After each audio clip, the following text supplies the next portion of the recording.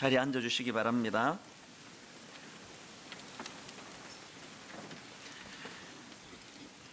한 해 한 해 이 나이가 들어감에 따라서 참 좋은 점이 참 많습니다. 그 중에 제 개인적으로 이 나이가 들어서 좋은 점이 뭐냐 하면은요, 좀 둔감해지는 게 참 좋은 것 같습니다. 이 젊을 때는 별로 중요하지도 않은 그런 거에 굉장히 민감하고 그렇기 때문에 또 고민하고 그런 게 많았는데, 이 나이가 들어가면서 이게 둔감해지는 게 복인 것 같습니다. 예를 들면은 요즘에 누가 뭐라고 이렇게 칭찬을 하는데 그게 좀 둔해져서 그게 그렇게 기쁘고 그렇지가 않습니다. 덤덤하게 받아들여지고요. 또 그런가 하면은 반대로 누가 그렇게 그냥 못된 말로 괴롭히고 모함을 하고 악플을 달고 그러는데도 옛날 같으면 많이 아팠을 것 같은 게 굉장히 덤덤해지는 걸 느낍니다. 이게 참 나이 들매 복이라고 저는 생각하거든요.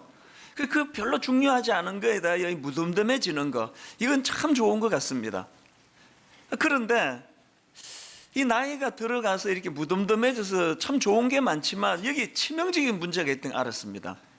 이 나이가 들어가면은 자꾸 무덤덤해지는데, 이 불필요한 것에만 무덤덤해지면 좋은데요, 이 나이 들어서 진짜 우리가 놓치고 있는 무뎌지면 안 되는 것들이 무뎌지는 게 많습니다. 예를 들면은 제가 어느 유명한 작곡가 한 분을 잘 알고 있는데요, 이제 이분과 만나서 식사를 하는데 이제 본인의 고민을 이런 이야기를 하는 겁니다. 목사님 정말 기도해 주셔야 되는데, 이 작곡이라는 거는 아주 예민한 어떤 영감과 이런 것이 있어야 쓰지는 거 아닙니까? 이 사물을 보고 우리 같은 사람은 그냥 다 놓치는 거 하나를 예민하게 잡아내야 작곡이 나오고 또 작사가 나오고 하는데, 이분은 수백 곡을 히트곡을 낸 작곡가 이름 되면 다 아실 거예요. 이분 고민이 뭐냐, 이 나이가 들어가면서 그게 자꾸 무뎌진다는 거예요.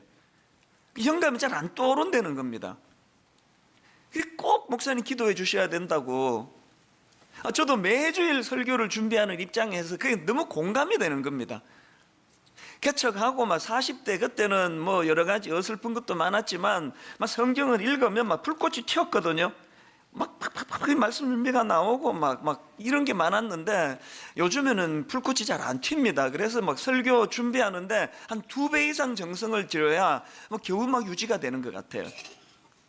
이 나이 들어간다는 것이 무뎌지는 게 참 좋은 점이 많지만, 이 감정적으로 감각적으로 무뎌지는 거, 이게 참 가슴 아픈 일이구나, 요즘에 제가 좀 느끼고 있는데요. 최근에 읽은 책 중에서 감동의 습관이라는 책이 있는데, 거기서도 제가 저자가 비슷한 고민하는 글을 제가 읽었는데 한번 들어보세요. 나의 기대를 넘어서는 일들에 감동하곤 했습니다. 옛날에 이런 감동이 있었다는 건데요, 그 다음 보세요. 생각하지 못했던 선물, 예상을 뛰어넘는 성과, 뜻밖으로 나를 알아주는 누군가의 마음. 그런데 그런 일들의 반복은 오히려 감동으로부터 나를 멀어지게 만들었습니다. 나이가 들어가고 예전보다 조금 더 많은 것을 가지게 되면서 그렇게 서서히 감동으로부터 멀어졌습니다. 예전에 나를 감탄케 했던 그 많은 일들이 이제는 무료한 일상처럼 스쳐 지나갑니다. 이게 딱 제 얘기 아닙니까? 중고등학교 다닐 때 그 선생님이 무슨 떡볶이 한 그릇만 사줘도 그 감격, 지금도요, 중학교 2학년 때 우리 주일학교 분반 공부하던 선생님이 그때 대학생이셨어요. 이분이 우리 설날인가 추석인가 우리 데리고 가서 007 영화를 보여줬는데, 그 감격은, 내용은 기억이 하나도 안 나는데 우리 선생님이 영화 보여주셨다. 이게 지금까지 그게 저에게 감동으로 잊혀지지가 않거든요. 그 영화 한 프로 보여주는 것이 평생에 잊혀지지 않을 만큼 감동으로 다가왔던 그 시절이 있었다는 겁니다. 그러면서 이분이 예전에 자기가 경험했던 소소한 일상의 감동들의 순간들을 쭉 열거했는데 너무 공감이 되는 걸 제가 경험했습니다. 내용이 이렇습니다. 좋아하는 작가의 신작 소설을 사들고 책상에 앉았을 때 그 가슴 설레이면서 소설책을 펼치던 그 감동은 저도 기억이 납니다. 또 그 다음에 기차 시간표를 보며 여행의 계획을 세우던 20살의 여름, 무심히 올려다본 하늘에서 비행기가 낮게 지나가던 순간, 생각지도 않았던 친구에게서 전화가 걸려온 봄날 오후, 비 내리던 날, 할 일 없이 따뜻한 방에 들어앉아 마셨던 커피 한 잔, 정오하던 누군가를 용서했을 때, 눈물로 밤을 지새운 어느 새벽에 느껴지던 바람, 너무 공감이 되는 겁니다. 그 고등학생 시절, 대학생 시절에 그 추운 그 냉방에 연탄 떼는 집이니까 뭐 얼마나 우풍이 심하고 추웠습니까? 그렇게 긴 겨울을 보내고 봄에 뺨을 지나가는 봄바람의 기억, 지금도 잊혀지지가 않거든요. 일상의 소소한 감격, 기쁨, 이걸 지금 다 잃고 사는 거예요. 겨울도 겨울 같지가 않고 뭐 차 몰고 다니고 이러니까 뭐 추위를 느껴야 뭐 그 봄을 기다리긴 하죠. 진짜 중요한 거를 지금 우리가 놓치고 잃고 산다, 그런 생각을 하게 만드는 그런 시간들이 제게 있었습니다. 그 저자가 최근에 책을 한 권 더 냈는데요, 책 제목이 설렘의 습관이에요. 근데 여러분, 그 책을 소개하는 글에 보니까요, 이렇게 돼 있더라고요. 두근대면 무죄, 설레지 않으면 유죄. 저는 이거 원래 구호로 삼기로 했습니다. 두근대면 무죄, 설레지 않으면 유죄. 똑같이 뭐 예배 드리러 지금 뭐 그냥 다닥다닥 이렇게 앉아 있지만요, 여기 어떤 분들은 너무너무 설레는 마음으로 예배를 드리고 있는 분이 누군지 저는 알거든요. 무죄. 아무런 설렘도 기대감도 없고 그냥 앉아 있으면 그거 유죄. 두근대면 무죄, 설레지 않으면 유죄. 이런 생각을 하다가 이제 문득 떠오른 인물이 다윗 왕인데요, 특히 오늘 본문에서 춤을 추며 기뻐하는 그 감성이 살아 막 펄떡펄떡거리는 다윗 왕의 모습을 보면서 너무 부러운 거예요. 오늘 본문의 배경이 이렇습니다. 이제 다윗이 왕으로 등극한 후에 오래 방치해 두었던 언약궤를 이제 다윗성으로 가져오기로 결심합니다. 그리고 우여곡절 끝에 이제 드디어 언약궤가 들어오는데, 그 과정에서 다윗이 보인 모습이 그거 아닙니까? 사무엘하 6장 14절 본문입니다.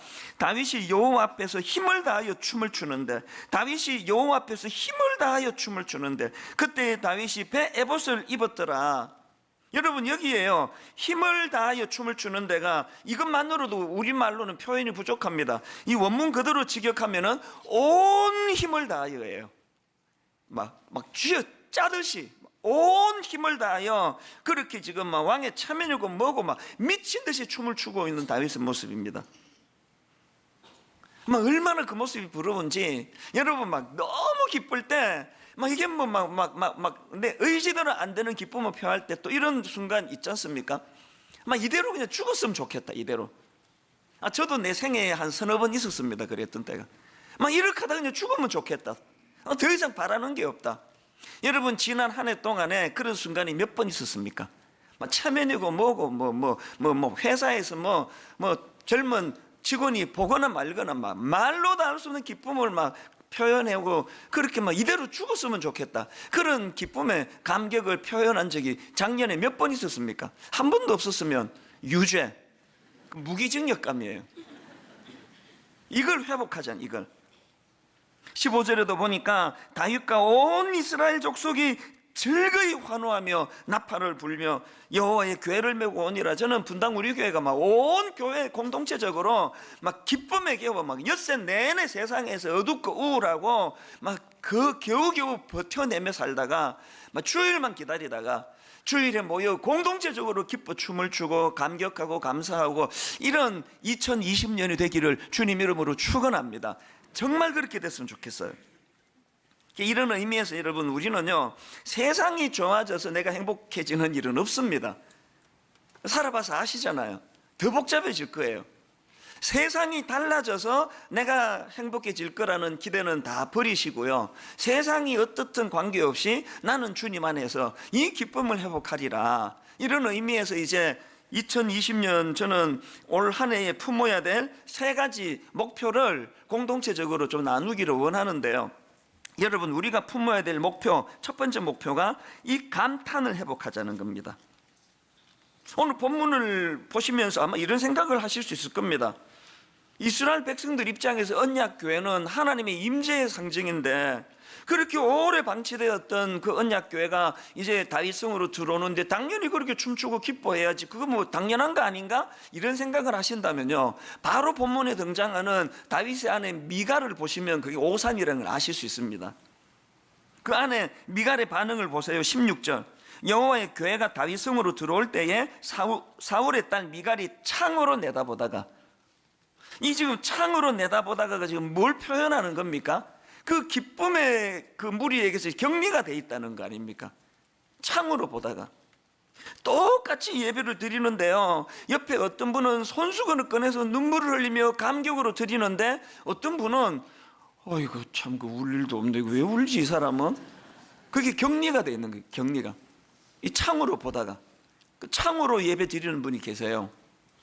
그 다음도 보십시오.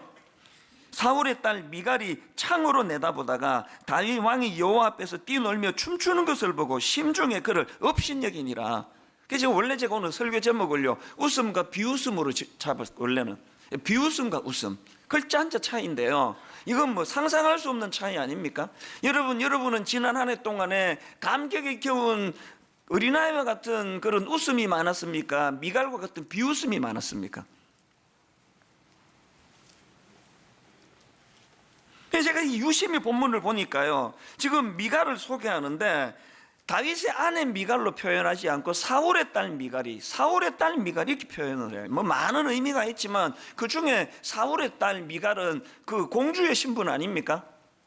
어릴 때부터 왕궁에서 자라가지고 공주의 신분으로 갖추어야 될 체면과 채통이 많은 거예요. 그 기준으로 남편을 보니까 무슨 왕이 채통머리 없이 이렇게 춤을 추고 있느냐는 거 아닙니까? 저는요, 이게 오늘 우리 모태신앙, 내가 모태신앙이 되다 보니까 모태신앙이 갖고 있는 이 극복하지 않으면 안 되는 문제예요. 선입견이 많은 거예요. 예배는 이래야 된다, 예배는 엄숙해야 되는데 그 왜 성가대 맞추면 왜 박수를 왜 치느냐고. 이 자기가 갖고 있는 그 고정관념의 틀로 말미암아 미갈처럼 왕은 이래야 되는데, 왕은 춤추면 안 되는데 자기를 자꾸 억압하는 거예요. 은혜를 받으면 용솟음치 오르는 기쁨은 이 체면을 밀어내버리거든요. 이 밀어내버려요. 찬양을 듣고도 너무너무 감격해서 하나님께 박수가 나오고, 수고한 분들에 대하여 감사가 나오고, 오늘 우리를 이렇게 억압하는 미갈과 같은 이런 어떤 그 무엇이 우리를 이렇게 감격을 억누르게 만드는가, 그거예요. 예배를 막 드리다가 말씀에 은혜 받고 찬양을 부르는데 보니까 자기도 모르게 손이 올라가는 거예요. 시켜가지고 올리는 건 재미없고요, 보니까 자기 손이 올라가 있는 거예요. 예배 드리면서 이런 적이 몇 번 있으셨습니까? 올 한 해 이걸 회복하자는 겁니다. 세 갈래로 회복을 해야 되는데요, 첫째, 무엇보다도 하나님 주신 은혜에 대해 감탄하는 거예요. 하나님 주신 모든 우주 만물을 보면서, 자연을 보면서 하나님께 감탄하는 겁니다. 시편 8편 1절, 여호와 우리 주여, 주의 이름이 온 땅에 어찌 그리 아름다운지요. 등산하다가 그 하나님의 이 솜씨, 나무 한 그루를 보면서도 가슴이 뛰어본 적이 있습니까? 저는 등산이 너무 좋거든요. 이름 모를 그 나지막하게 생긴 나무 하나, 들풀 하나, 그 등산 가다가 서서 한참을 그것을 들여다보면서 감격을 하면서 설교 영감이 떠오른 적이 여러 번 있었습니다. 길 가다가 그 어느 그 공원, 아무도 눈이 안 가는 그 구석지인데 1cm밖에 안 되는 조그만한 그 생명 하나, 그거를 발견하고 참 마음이 뛰었던 그런 순간이 지금도 잊혀지지가 않거든요. 이 감탄을 회복하셔야 돼요. 그런가 하면은 자기 자신에 대해서 감탄을 회복하셔야 돼요. 우리나라는 나쁜 나라예요. 어릴 때부터 아이들에게 너 자신에 대한 감탄을 꺾어버리는 게 우리나라 아닙니까? 특히 교실. 그런데 여러분, 바로 그 다음 나오는 그 3절 4절을 보십시오. 주의 손가락으로 만드신 주의 하늘과 주께서 베풀어 두신 달과 별들을 내가 보오니 사람이 무엇이기에 주께서 그를 생각하시며 인자가 무엇이기에 주께서 그를 돌보시나이까. 여러분, 제가 제대로 예수 믿고 변화되고 나서 진짜 달라진 게 저를 보는 눈이 달라졌습니다. 저는 뭐 모태신앙인데도 불구하고요, 저는 제대로 은혜 받기 전에는 움직이는 열등감이었습니다. 걸어다니는 열등감이었습니다. 내 삶 자체가 열등감이었습니다. 또 열등감은 가질 만한 요소를 많이 갖고 있었고요, 제대로 은혜 받고요, 내 자신이 너무 매력적인 거예요. 내가 어떻게 이렇게 매력적일까? 이거 뭐 더한 것 같아요. 요새 여전히 뭐 보잘것없고 초라한 것이 많지만 그럼에도 불구하고 사람이 무엇이기에 주께서 그를 생각하시며 인자가 무엇이기에 주께서 그를 돌보시나이까. 시편 139편 14절에 보니까 내가 주께 감사하오면 나를 지으심이 신묘막척하심이라. 못생기면 못생겨서 신묘막척하고, 잘생기면 잘생겨서, 키가 크면 키가 커서, 작으면 작아서. 은혜 받고 나면요, 내 자신에게 감탄이 많이 나와요. 여러분, 진짜 저는 제가 너무 매력적이지 않나요? 난 너무 감탄이 돼, 나 자신에 대해.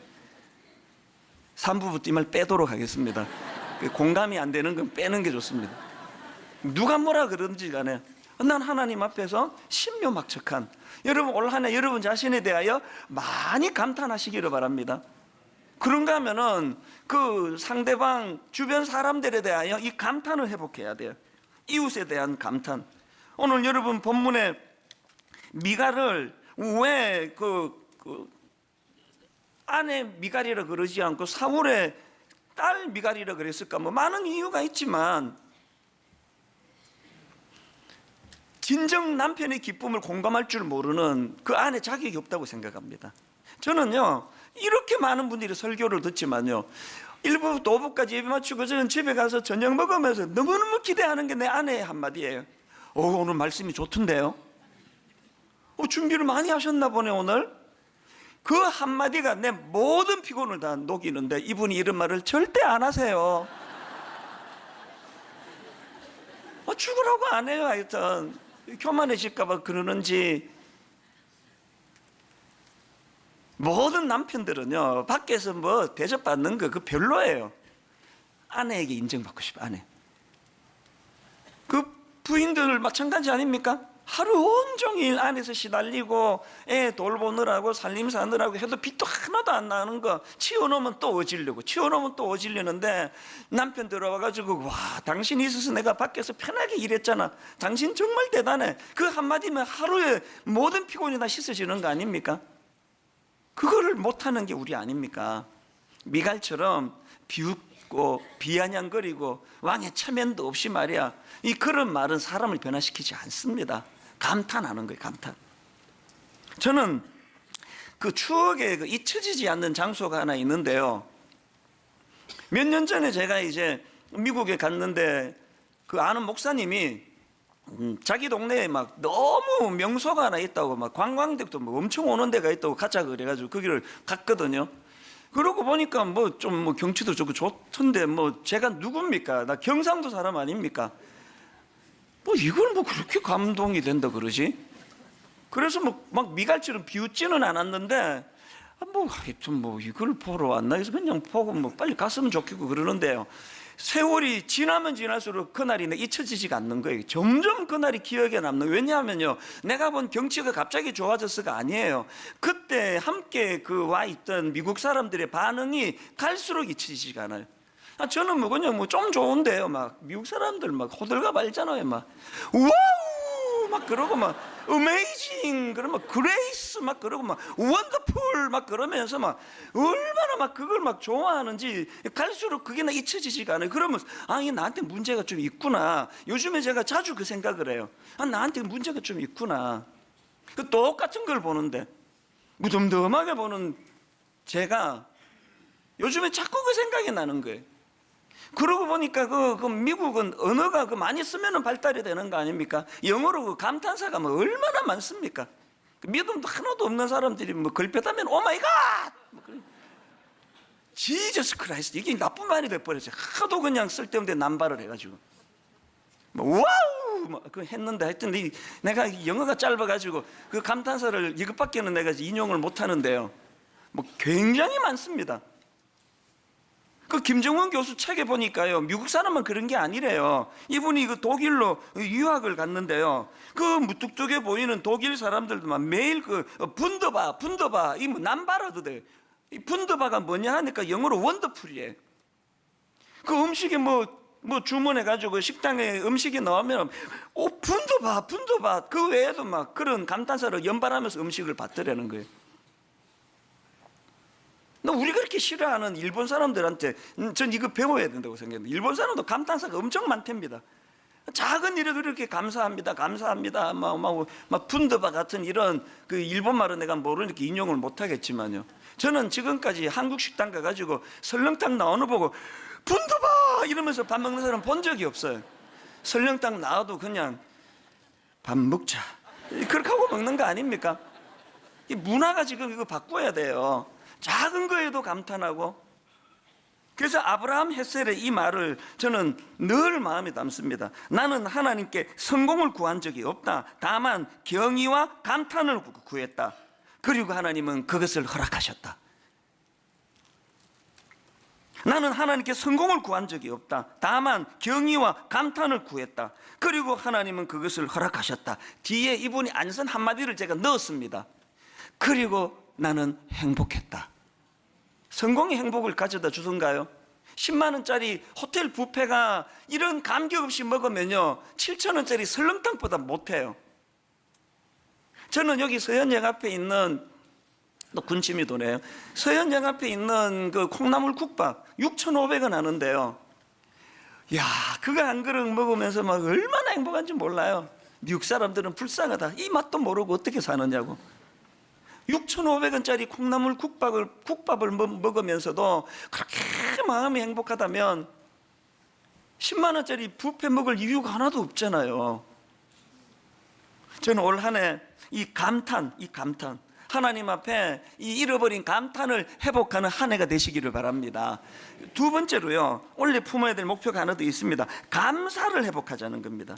이 감탄과 감사의 차이를 이따가 설명해 드릴 텐데요, 지금 다윗이 막 왕의 채통이 뭐고 다 벗어 던지고 막 춤을 추며 그렇게 기뻐하는데 아내 미갈이 그거를 가지고 조롱하니까 뭐라고 말하는가 하니까요, 본문 21절입니다. 다윗이 미갈에게 이르되 이는 여호와 앞에 산 것이니라. 그가 내 아버지와 그의 온 집을 버리고, 그 다음부터 자세히 보세요. 나를 택하사 나를 여호와의 백성 이스라엘의 주권자로 삼으셨으니 내가 여호와 앞에서 뛰놀리라. 다윗의 감탄에는요 하나님 은혜에 대한 억누를 수 없는 감사가 있어요. 감사. 이 감탄과 감사의 차이가 뭐냐 하면은, 감탄은요 제가 사전을 찾아보니까 이 감탄은 마음속 깊이 느끼어 탐복함 이렇게 돼 있더라고요. 감탄은 우러나오는 것으로 내 안에서 일어나는 게 감탄이고요, 감사는 그것을 상대방에게 표현하는 게 감사예요. 그 전에 한자로 제가 풀어드렸잖아요. 이 감사할 때 그 감사는 느낄 감, 사례할 사. 느끼는 것으로는 감사가 아니에요. 그것을 사례할 사자가 뭐냐 말씀드렸죠. 말씀은 쏠사, 이게 합쳐져 가지고 사례할 사자예요. 그냥 속으로 기쁜 건 감탄이고요, 그거를 말씀은 쏠사, 올림픽 때 이 활을 쏘듯이, 사격으로 총을 쏘듯이 말을 쏘을 때 이게 감사예요. 우리는 지금 감사를 잘 모르는 거죠. 감사를 여러분이 알고 있는 감사는 감탄이에요. 그냥 속으로 기뻐하는 거. 이걸 말씀은 쏠사. 그래서 제가 작년에 올 한 해 목표를 그냥 말씀은 쏠사 한자 이것으로만 만들어도 좋겠다 그런 생각이었습니다. 올 한 해는 말씀은 쏠사, 말을 자꾸 표현하는 겁니다. 윌리엄 아스워드 이런 말을 했습니다. 감사를 느끼지만 표현하지 않는 것은 선물을 포장해 놓고 주지 않는 거랑 똑같다. 선물 포장해 놓으면 무슨 소용입니까? 지난 연말에요, 우리 교회 그 젊은 부목사가 저한테 이제 온라인으로 그 아이스크림을 교환하는 선물을 보내왔어요. 저희 교회는 담임 목사가 부교역자한테 선물하는 거 금지되어 있거든요.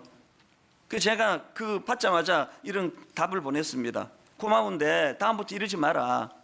나중에 담임 목사 되고 여유 생기면 그때 마음껏 선물해라. 다음부터 하지 마라. 이 젊은 목사는 뭐 어지간한 말에는 지금까지 다 알겠습니다, 순종하겠습니다 그러는데 바로 반발의 글이 왔어요. 이렇게 왔습니다. 아닙니다 목사님. 느낌표. 단호하게 아닙니다 목사님. 감은 쏘아야 한다고 목사님께 배웠습니다. 부교역자들에게 부담 주고 싶지 않아 선물 절대 못하게 하시는 목사님의 정신과 의도는 잘 압니다. 하지만 표현하지 않다 보면 정말 감사를 잃기도 하는 것 같아서 1년에 한두 차례 목사님께 감사 표현하는 것은 전혀 부담스럽지 않습니다. 단호하게 이제 또 너무 세게 말했나 싶었던지 맨 끝에 말 관로하고 방긋 이렇게 마쳤어요. 제가 이 교역자의 글을 읽어보고 맞다, 내 생각을 바꿨어요. 법 바꾸기로 했습니다. 이제 우리 교회 모든 부교역자들은 매년 담임 목사한테 선물을 하시기 바랍니다. 단 10,000원 이하로. 10,000원 이상은 접수를 안 받습니다. 제가 우리 교회 출신 목사님이 잘못 가르쳤다는 걸 알게 된 거예요. 여러분, 그 아이스크림 인터넷으로 구입할 수 있는 아이스크림 쿠폰 교환권 하나가 이게 뭐 몇십만 원 해서 의미가 아니고요. 말씀은 소울사거든요.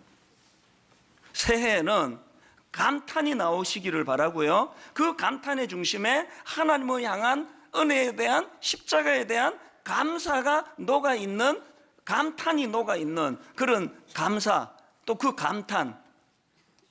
저는 오늘 집에 돌아가셔서 분당 우리 교회 홈페이지가 여러분이 올려주시는 감탄의 글로 거의 마비가 됐으면 좋겠습니다. 몰랐는데 말씀은 쏠쌉니다. 하나님, 이제 하나님 은혜를 내가 막 무한으로 제가 표현하겠습니다. 그래서 여러분, 감사와 관련한 실천사항 2가지를 말씀드리는데요. 감사 노트 쓰기. 지금 이게 전국적으로 반향을 일으키고 있는데 우리 교회는 무덤덤한 것 같아요. 작년에 제가 이 자리에서 결혼 주례를 했는데요. 참 인상적인 건 바로 이 감사 노트 선물로 받은 거거든요. 신부가요, 하객들 전부에게 이 감사 노트를 선물을 했는데 놀라운 게 뭐냐, 밤을 새워가지고요 저한테도 썼어요. 여기에 이찬수 목사님께 저희 결혼식에 주례를 써주셔서 정말 감사합니다 이러면서 쭉 저한테 감사한 걸 썼는데요, 저한테만 쓴 게 아니에요. 모든 하객들 감사 노트에 밤을 새워서 다 쓴 거예요. 그 제가 이거를 보고요, 이 신랑 이거 복 터졌다, 복 터졌어. 뭐 이거 하나만 보면 어떤 신부인지 알 수 있는 거 아닙니까? 여러분, 이제 이 감사 노트를, 이제 여기 왜 153 감사 노트입니까? 하루에 한 번 하나님께 말씀 묵상하기. 그 다음 2번째가 5가지 감사 제목 적기. 뭔지 아시겠죠? 감사 제목 적기 전에 하나님의 말씀을 바탕으로 감사하자는 거예요. 그 다음에 153 하루 3번 감사 표현하기. 말씀은 쏠사. 남편이나 아내에다가 애 둘만 있어도 하루에 3번씩 할 수 있는 거 아닙니까? 점점 이게 확산이 되는 거예요. 교회 홈페이지는 교회 홈페이지답게 너무나 받은 은혜에 대한 감사가 충만하게 넘쳐나는, 그래서 올해부터 실명적으로 하자 그랬습니다. 쑥스러워하지 마시고 이런 가리지 마시고 전심을 다해 하나님께, 성도들에게 감사를 표현하시기를 바랍니다. 아멘 안 하신 분은 마음으로 깊이 결단한다는 뜻이라고 제가 봤습니다. 여러분, 뭐 인복 그러는데요, 인복이 중요하다 그러는데 인복은요, 감사하는 사람에게 오는 게 인복입니다. 감사하는 그 사람에게 인복이 찾아오는 거거든요. 마지막 3번째 목표, 감탄과 감사를 회복하되 예배를 통해 회복하자. 예배를 통해 감탄과 감사를 회복하자. 21절 다시 한번 보세요. 다윗이 미갈에게 이르되 이는 여호와 앞에서 한 것이니라. 그가 내 아버지와 그의 온 집을 버리시고 나를 택하사 나를 여호와의 백성 이스라엘의 주권자로 삼으셨으니 내가 여호와 앞에서 뛰놀리라. 미갈의 말에 반박하는 다윗의 말 시작이 여호와 앞에서고요, 그 말 마무리가 여호와 앞에서예요. 모든 감탄과 감사는 여호와 앞에서예요. 주신 은혜에 대한 감사, 그 감격, 십자가 사랑. 그래서 A.W. 토즈 목사님, 예배 없이 감탄할 수 있지만 감탄 없이 예배할 수 없다.